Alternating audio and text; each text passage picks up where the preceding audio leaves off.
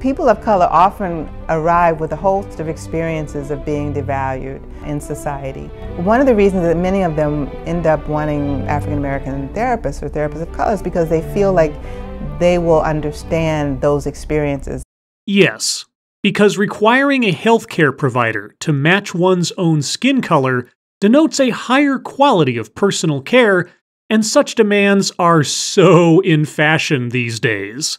The doctor that was not white, that did not help my kid. I would like to see a white doctor. You're telling me there's not one white doctor in this whole entire building? Yes, no. Stupid. Oh my God. That they won't end up saying that they are paranoid, for example, because they are suspicious and because they don't trust. Wait. People of color want therapists who look like they do because such therapists will not diagnose them as being paranoid for being suspicious and or lacking trust in others. Well, what if the patient is actually suffering from paranoia? Are such conclusions disallowed from being made by non-white therapists? I'm confused. If we look at attitudes toward the police, for example, across different communities, in some communities, the police is a totally benign, positive figure. But in many communities of color, that is not the case. There is distrust. There are reasons for being suspicious. So if someone is suspicious about police officers, if a person of color is suspicious of police officers, even if such suspicions, given their personal circumstances, are unfounded, you mean to reinforce those beliefs by saying there are reasons for being suspicious. So, is our speaker, a family therapist, encouraging people to be paranoid of police officers? Because I am sure that such a psychological regimen can only have positive outcomes. There is the sense of we are more subject to criminal and homicidal behavior on the part of the police than others. The sense that they are more subject to criminal and homicidal behavior by police. Does a patient's sense of reality thus define reality in your practice, doctor? So we come with that attitude, and I have had therapists who want to diagnose somebody sometimes as being paranoid without understanding that there are reasons for suspicion. Right. People of color should be suspicious of police officers. Their fears are justified. They are not being at all paranoid. All police officers should be viewed as dire threats to people of color's lives. They should not be contacted in the event of an emergency, nor trusted that their intentions in any instance are either benign or innocent. Got it. So that's just around race. Let's talk about sexual orientation. If you're heterosexual, you don't have to think about holding your partner's hand when you're walking down a public street. You just do it because you want to express that kind of affection and that kind of connection. So our speaker knows what heterosexual people think and feel and are comfortable doing in public. Got it.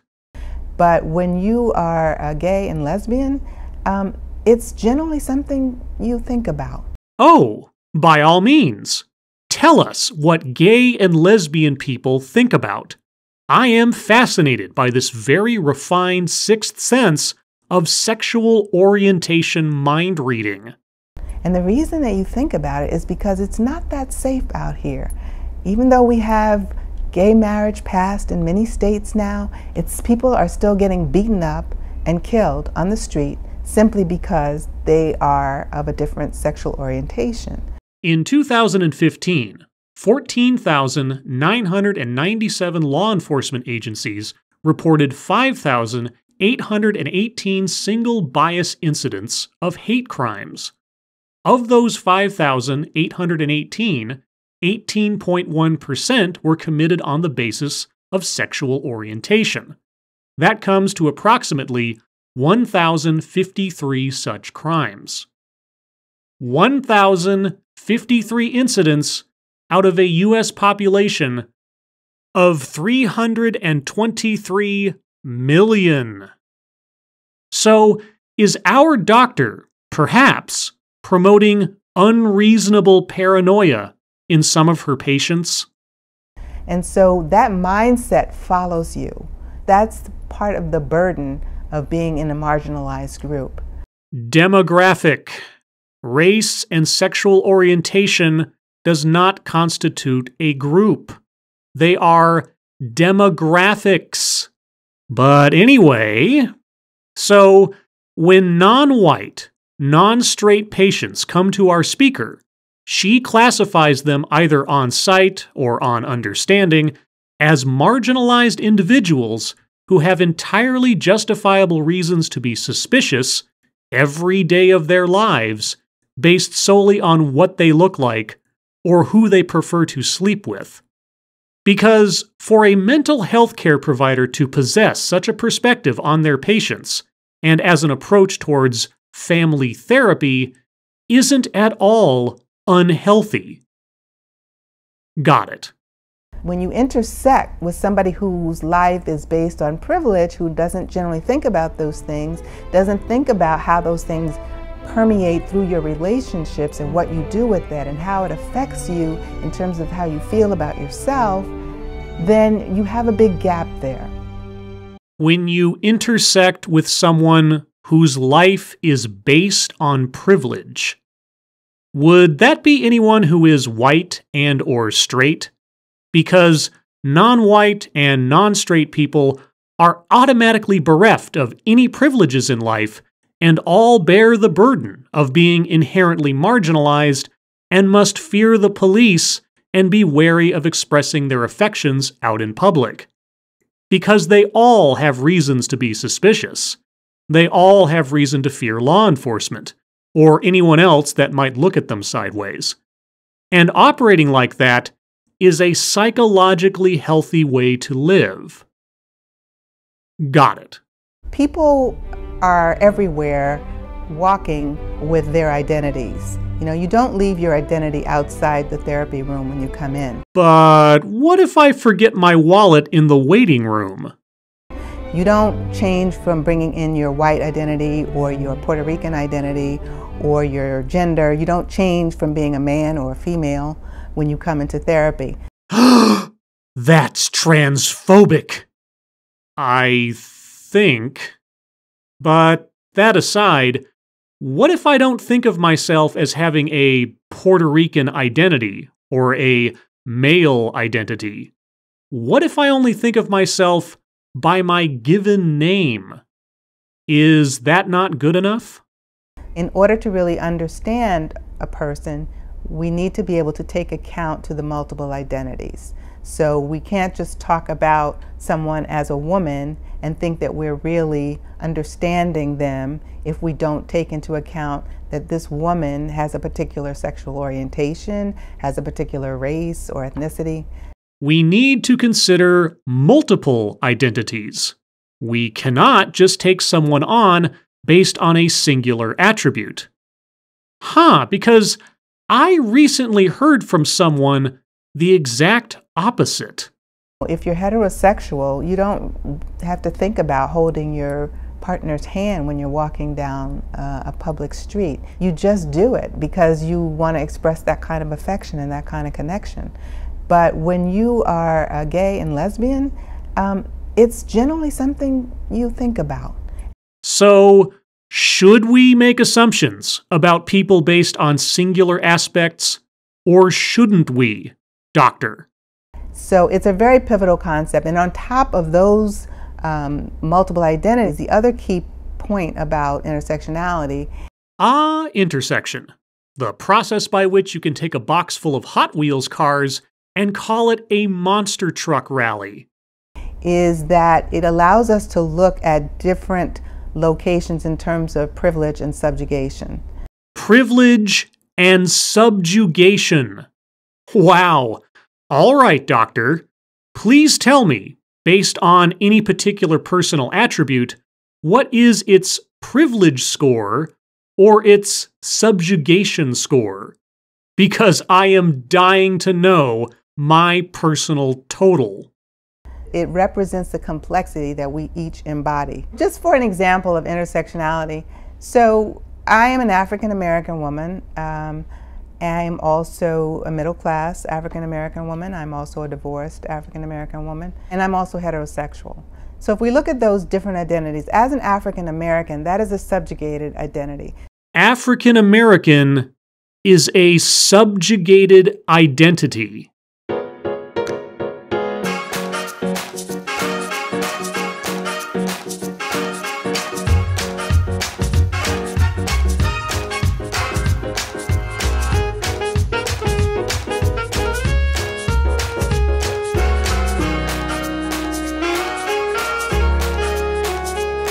Got it.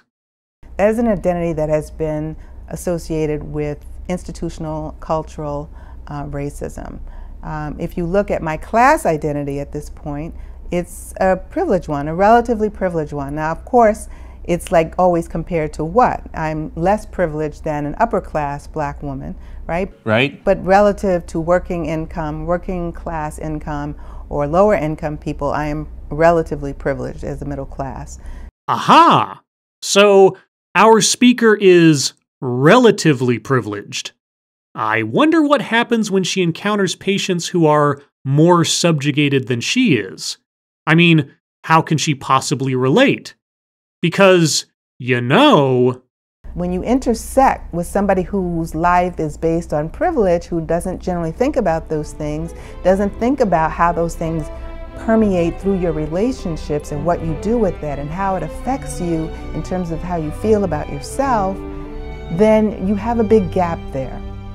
So, and if we talk about my status as heterosexual, that's also a privileged identity. Most people are going to have identities that are both privileged, and they will also have some identities that are subjugated or devalued. Some people have both. Okay, which people are nothing but subjugated? Which people are nothing but privileged? Because I am dying to know who resides on the far ends of this spectrum and what my location on it is. Because knowing my social location is obviously an inherent reflection of my role in society as either a victim or a villain. In the privileged identities, you sort of just go about your business and don't think about what privileges you enjoy as part of that. And if you are in a subjugated identity, you're all too aware of how your identity is devalued in the society. But you are relatively privileged, and you obviously think about it. So how do you know for a fact that other people that you classify as privileged don't think about their privilege? Oh, right, I forgot. Our speaker is a mind reader. And so it then allows us to be more complex about the ways in which we either use our privilege and how we can work on that, as well as how we need to work on those identities where we are marginalized and some of the effects that that has on us and our families. So people who go through their day not being paranoid about how any facet of their biological makeup or personal circumstances makes them either more or less a victim, those people are not complex. But people who do assess their own societal value, and presumably the value of others by those same metrics, those people are complex. and so being a complex person is a desirable attribute. So, does being complex then make someone privileged or subjugated? I mean, there are only two possibilities. I think that we need to be open about the fact that when we show up in the room as therapists, we're not just showing up in terms of our professional training. We're showing up as human beings. Human beings? But I thought we all had to show up as our multiple identities, with an awareness of how privileged or subjugated we are. Or are therapists excused from such self-reflections? And human beings who've had particular experiences. Social location has a big impact on how we see the world. I'm not sure about we, but I am getting a very interesting glimpse into how you see the world, Doctor. My experience as a person of color going into stores and being followed often is not an experience that I think is very typical or often experienced by whites, but it is an experience that is not that uncommon among people of color. Right. Because people of color always have justifiable reasons to be suspicious of law enforcement, and white people are never the subject of scrutiny in places of business. I'm not going to let go. We're going to call the police and deal with this the right way. That's not the right way to just take someone's purse and... You're not going to go anywhere. We're going to call the police. Yeah, you know, I'll happen to you when you... Got it. When you're being treated in a rude way by someone or where you're overlooked is an experience that I think people of color often struggle with. They often ask themselves, is this happening because I'm a person of color? Well, obviously it must be, because how people react to you is never a consequence of your own actions or attitude. The first conclusion to consider is that the other person is a racist, which is an entirely rational assessment, as people of color all have reasons to be suspicious of anyone who does not look like them, which is why they prefer therapists of their own race. Got it. When you are hurt or when you are angry because of the way you're being treated, you also bring that into your family. Many times it becomes a real challenge to figure out among families of color how they can deal with the hurt and the anger in ways that don't end up with you putting that anger on your family. So, wait a second, let me make sure I understand this. People of color have a difficult time delineating between where they should and should not express their anger, especially among their own families. Wow. I am going to hope that that was not the message our speaker wants us to come away with, but it sure does sound like it.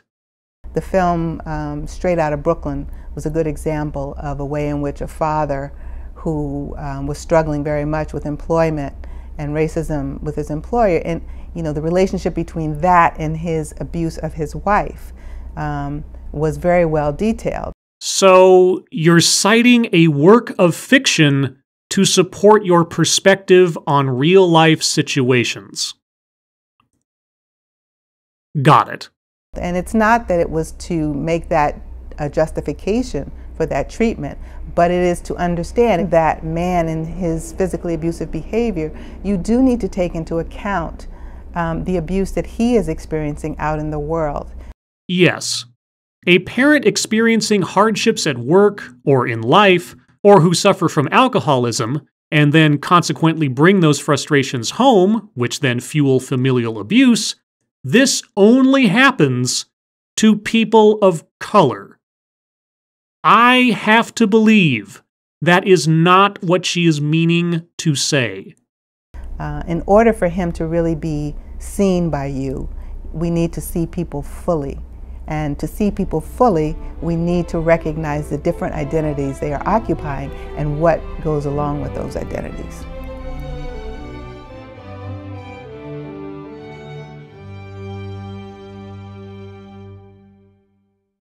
Right. The only way to see someone, to assess someone, indeed, to value someone, is to break them down into their component parts, categorize them all as either privileged or subjugated, and then add up the total in order to take the true measure of them as a human being. Because a straight white male who is homeless is demonstrably more privileged than a black, female, lesbian hedge fund manager based on the social location of their multiple identities. Man, I love learning new ways to perceive the character of other people on the basis of attributes that are not at all determinative of who the person is, but rather what the person is. Because looking at other people as things and not as human beings is always a recipe for peace, happiness, and understanding. As always, thank you for watching.